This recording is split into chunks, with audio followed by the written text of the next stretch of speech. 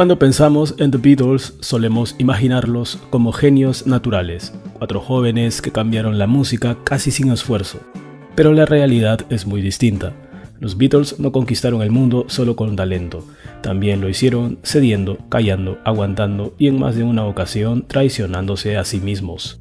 Antes de convertirse en el fenómeno más grande del siglo XX, los Beatles hicieron cosas que hoy resultan sorprendentes, incómodas e incluso contradictorias. Todo con un objetivo claro: triunfar. Detrás del mito del grupo perfecto hay una verdad menos cómoda: la fama exigió cosas que hoy resultarían inaceptables. Desde tocar 8 horas diarias en clubes miserables, hasta cambiar su imagen, aceptar imposiciones de la industria, reprimir su creatividad y sacrificar relaciones personales, este video explora todo lo que hicieron por la fama, tanto antes como después de alcanzarla. No hablaremos de las canciones que amas, hablaremos de lo que tuvieron que hacer para que esas canciones existieran, y algunas de esas cosas los persiguieron toda la vida, porque la fama no solo se consigue, se paga.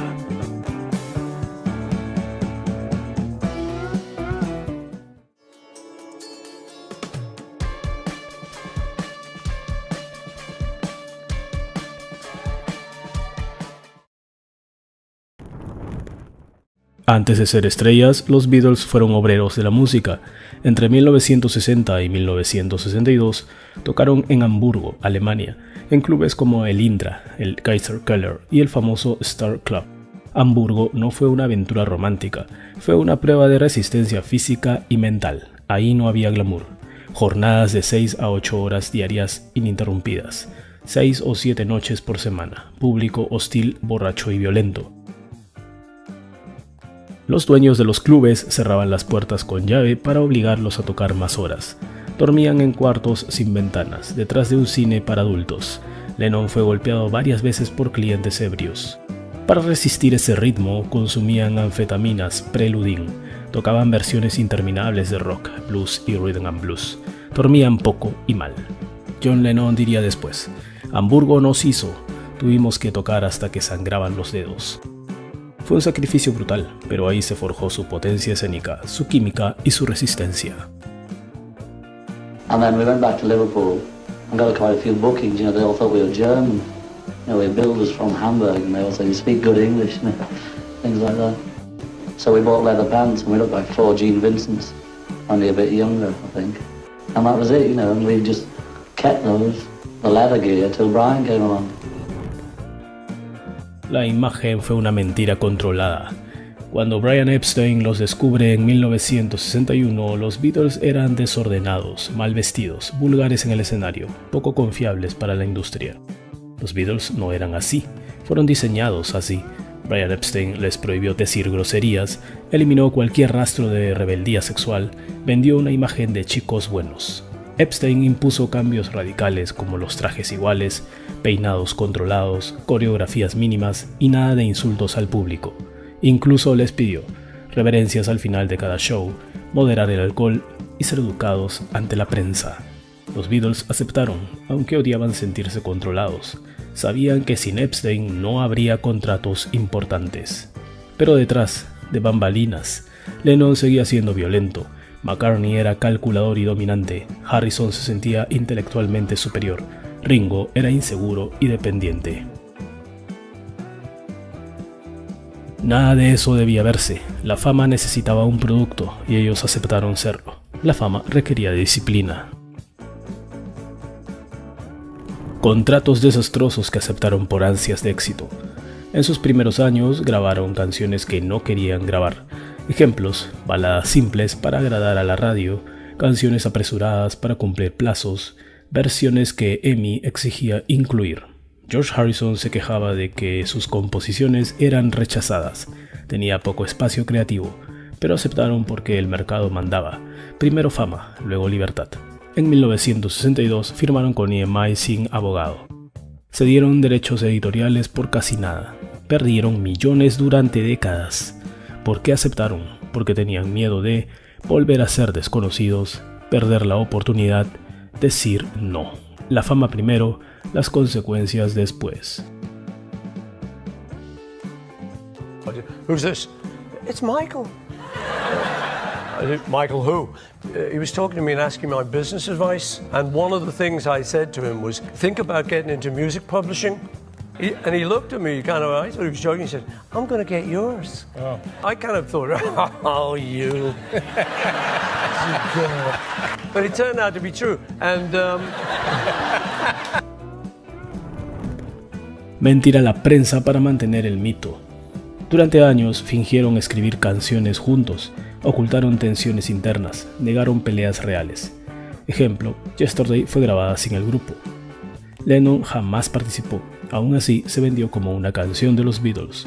Una canción Lennon-McCartney. La verdad no importaba, el mito sí. Películas que no querían hacer.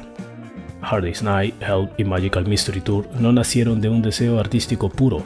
Eran proyectos comerciales, obligaciones contractuales, herramientas de marketing global. Durante Help, Lennon estaba deprimido, Harrison se sentía ignorado, McCartney estaba agotado, pero siguieron adelante porque The Beatles ya no podían fallar. Soportar la Beatlemanía aunque la odiaban, la fama absoluta fue una prisión. Como consecuencia, no podían oírse en conciertos, no podían salir solos, vivían rodeados de seguridad, recibían amenazas constantes. John Lennon lo resumió así: éramos prisioneros de nuestra propia fama. Aún así, siguieron girando porque la industria lo exigía. Los fans lo reclamaban, el negocio no podía detenerse. En conciertos apagaban los amplificadores porque nadie los oía. Tocaban de memoria, sin escucharse. Eran escoltados como prisioneros. Ringo confesó, sentía que no existía como persona, pero siguieron girando porque cancelar era perder dinero, decepcionar fans era impensable, la fama ya no era elección, era obligación. Hasta que en 1966 dijeron basta. Callar sus opiniones para no perder mercados. Antes de 1966 evitaban hablar de política, evitaban posturas religiosas, respondían con humor controlado. Cuando Lennon dijo que eran más populares que Jesús, perdieron emisoras en Estados Unidos, quemaron discos públicamente. Lennon luego dijo que la frase fue sacada de contexto. Epstein intentó silenciar el escándalo y John tuvo que disculparse públicamente. Lennon lloró antes de la conferencia, temían ser asesinados, la gira continuó igual. Aprendieron que la fama tenía límites y que decir la verdad tenía un precio. Seguir juntos aunque ya no se soportaban. En los últimos años apenas se hablaban, grababan por separado, había tensiones constantes. Pero siguieron siendo The Beatles porque el nombre valía millones. Separarse era un escándalo mundial, había contratos pendientes.